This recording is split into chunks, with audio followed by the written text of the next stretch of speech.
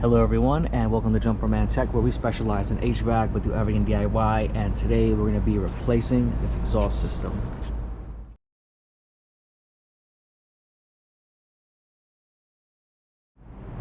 Thank you to everyone tuning into Jumperman Tech. It's a nice chilly day out here in New York City. It's already April. I thought we're out of the winter and it's freaking 30 degrees. Mother Nature knew we're going to be working outside today. All right. Today's plan is to replace this exhaust system. This is an Upblast exhaust system, and we're going to be replacing it with a Downblast. Currently the power is off.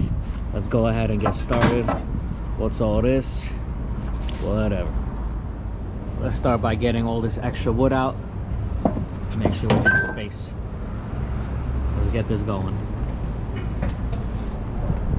Here's the new one. It's actually so much more compact. I actually matched this one up with the same ratings, the same specs as the other one as far as CFM, voltage, all that stuff. So this is actually pretty much the same thing, just a different style of how it exhausts. So this is a Downblast, it exhausts down. The other one is an Upblast and exhausts up, right? Pushes up. Let's get this bar out of the way. See if we can make things a little easier for us. Might just smack that, it's gonna be tight. Time to use your technician strength, man. Kick it. Hit it. Kick it? Alright. Well, if you can reach that, hit it. Something holding you? I think so. You know what? There's some screws sticking out over there. You might have a screw in here, even though it doesn't look like there's anything. Alright, there's definitely some more wood screws behind this. Whatever, let's just get it going. Let's start by taking off this top cover here. We have the breaker currently off for this system. All right, here's the top. This thing is actually spinning. We gotta confirm there's no power, but it could be just wind, honestly. Let's see if I turn this off. Still spinning the same way. Alright, I was trying to see, where does this power come from? This stuff is...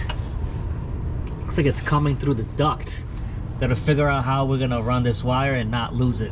Let's get a flathead screwdriver. We're gonna take the 2 screws off the electrical cover. And let's get to the wires. Here we are.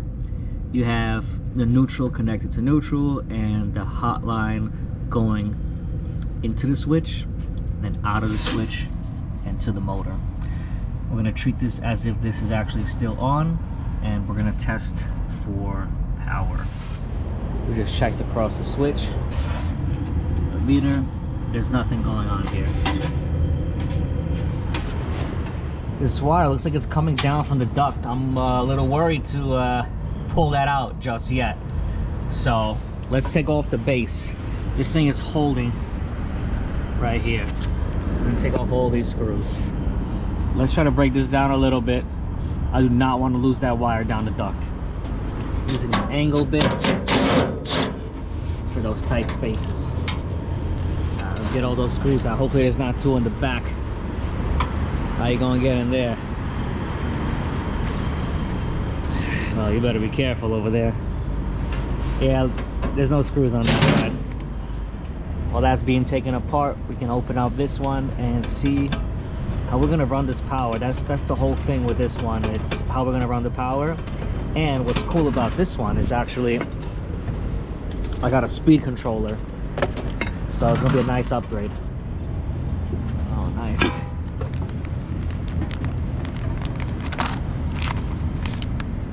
Dayton centrifugal direct drive Downblast exhaust.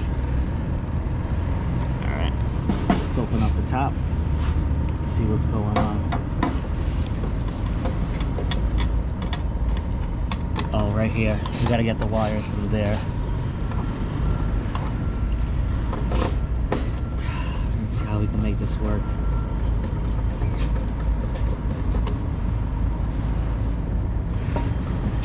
These are capped off. Motor, we got black and white, so we're just gonna have to connect through here. So we gotta get the wires through here and through this side. Let's flip this thing around.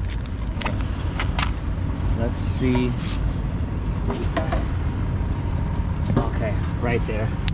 I have to get the wire through there somehow, so we avoid the fan blade. Right, through there, through this tube. All right, that's the only tricky part, is because there's gonna be a different setup here. Had the guys pull this out with the wire sticking out, because I do not want to lose that. So let's go ahead and try to secure that somehow before we disconnect this here. All the wires are disconnected. We're just taking off this nut. We're putting a flathead to it and hitting it with a little hammer. Once we get that free, this is gonna come out, but this wire is still not gonna go through, so we're gonna have to actually open this up right here. You can take that part out after if you want. We're gonna loosen that up. It's crazy, it's coming out just by hand. And then we could slide the whole wire out. It's actually a new screwdriver I got. It's a Milwaukee flathead, and you can see the back part is metal, or you could actually use it for this exact purpose to actually push down and smack that screwdriver, which is pretty cool. Let's go, man. Let's put a little force into it. It's gonna come off by hand, man. No, pull this out. Pull that out. Yeah, take it out. Guide the wires out. I can pull the thing out. No, from over there. No, we're trying to pull it out from here. Guide the wires out. Don't strip them all. All right. Careful with the metal you're pulling out from. All right, we're gonna guide it out. Okay. All right, we're free now. Now take off this nut right here, because you're not gonna get that elbow through here. And Daniel, hold on to that wire so we don't lose it. Yeah, I got it. All right, pull that out. Leave it together neatly with the other pieces. Pull out the nut. Okay. Daniel, you're holding on? Yeah, I can pull on it now. All right. Hold on to it, and you're gonna pull this whole thing out, Ian. Go ahead. Let's push that wire through. Yeah, there you go. Guide that through.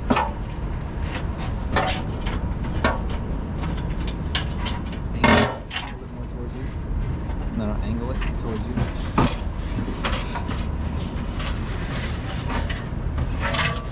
There you go. Don't lose that wire. Guide it out neatly. You can pull it now. All right, tug of war, guys, tug of war. There you go. All right, we're gonna push this through here and hope it comes out on the other end. So help them and let's try to guide that wire through. You're gonna have to move the exhaust closer to them. Does that fit through? Let's see. Might not be. Bring the exhaust closer. We'll see what happens. Fortunately, this doesn't fit through the machine. It fits through this side, but not the entrance. Don't really want to knock. Don't really want to open that up. Yeah, now the metal through here. Man, it's just, oh, that sucks. That sucks. I don't want to mess with that. I have an idea though. So instead of this elbow connector, I got a straight liquid tight connector. It's gonna go from here. Now we have this thread, right? This is for like EMT. We can actually screw this on top. Screw this on top over here. Trying to do this with one hand. It's not easy. Screw that on top. Okay. Instead of just running bare wire through, which I guess could work too. And I got this connector here that will spin on there, and then we could take off with BX. All right, let me see how I can carefully open this up. Let's say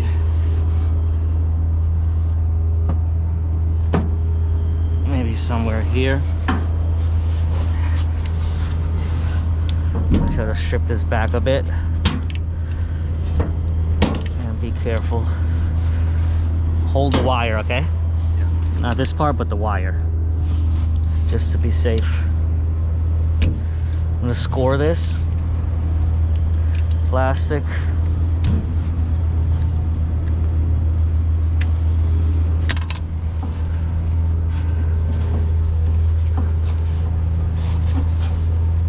you know what? I actually might be able to get this out if I just take the plastic off. Let me see something.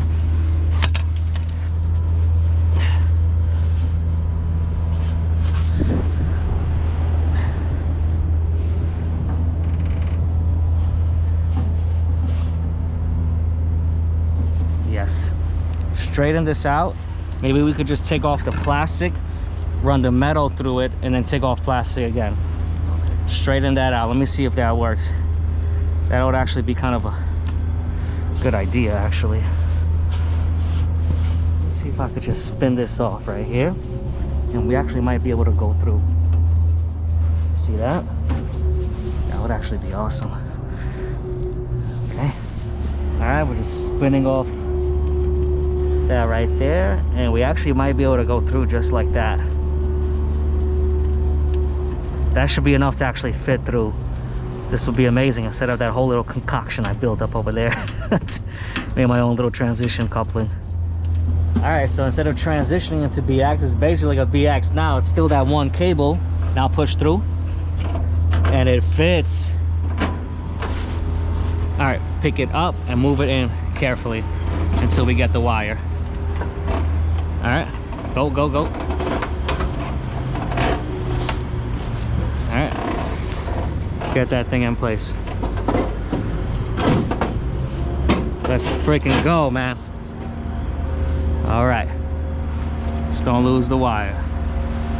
Okay, get it in straight so it can fit inside. Got a perfect fit. Let's zip in the screw. All right. Now we got all that secured. So right now, we got the electrical coming out of here. What we can do is cut a piece of this, because this does go through this hole. And then we can shove it down, get a little bit more of a seal there. And then we're either gonna use the elbow or the straight piece to come in through here. And try to get this in there. All right, we'll just cut a piece of this. Now, shove this through. Shove this back through so we can use the proper seal tight fitting. Oh yeah, once again, you're gonna be screwing this thing back on. All right, we got it in, and that's how we're redoing it. It's just barely missing this. We'll make it work, but that looks good. I have one wire connected. It's a ground. Black is my hotline, white is my neutral. Basically, connect black to black, white to white. This motor is gonna run, but we're gonna wanna put a switch in between. And I wanna make a separate video, but I will be installing a speed controller on this. Show you guys. I'm gonna see if I can fit this control in here. It's just real tight.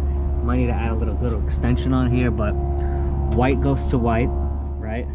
Neutral to neutral, and then the ground for the control, and then the regular ground going to the breaker panel all gets mounted to the metal. Other two wires here get out, and here's my hotline. This is power coming in. It's gonna go to one side of the control and the other side of the control into the motor. Everybody likes these waggle connectors anyway, so power comes in, one side of the control red, out of the control to black to the motor, neutral to neutral together, and then ground, both ground cables to the casing of the box. I add an extension on this box, man. I can't get this thing to fit unless I get one super deep box, but these are always a pain to put on. All right, so it's gonna work as an on and off switch, and we'll be able to adjust the speed. So right now it's off, you're gonna hear click, high, and then we can adjust the speed. When he turn it off, we're gonna have Daniel open up, well, turn on the power. Everything's grounded, everything's good, and let's see what happens. All right, the breaker's on, let's hit it.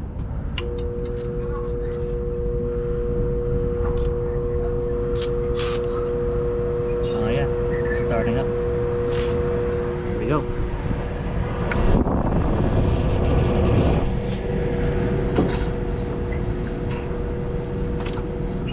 Cool.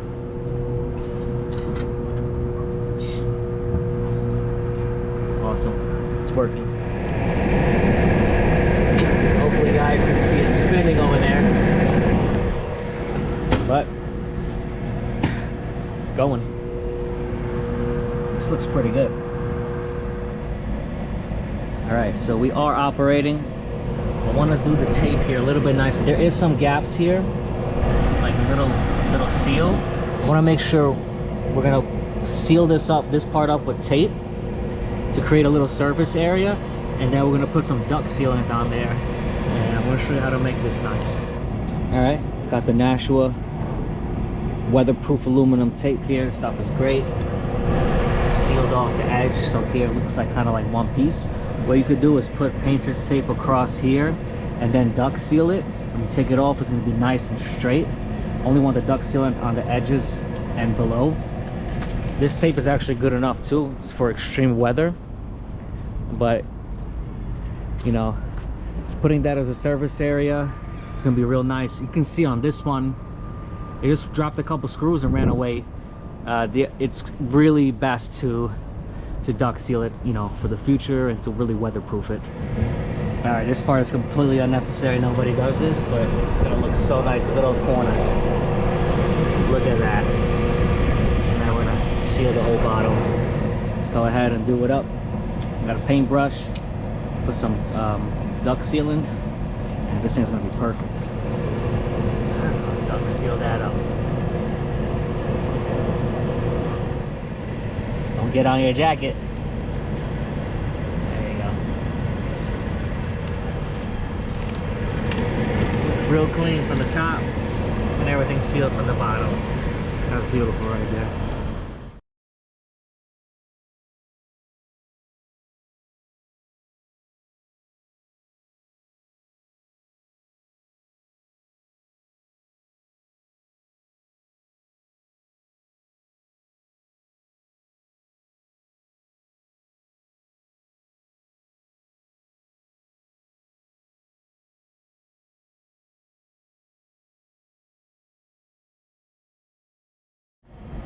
Alright guys, we're gonna wrap this video up here. If anyone found this video interesting or helpful, just drop a like, comment, and subscribe as I come out with new videos every week. And I'll catch you all next time.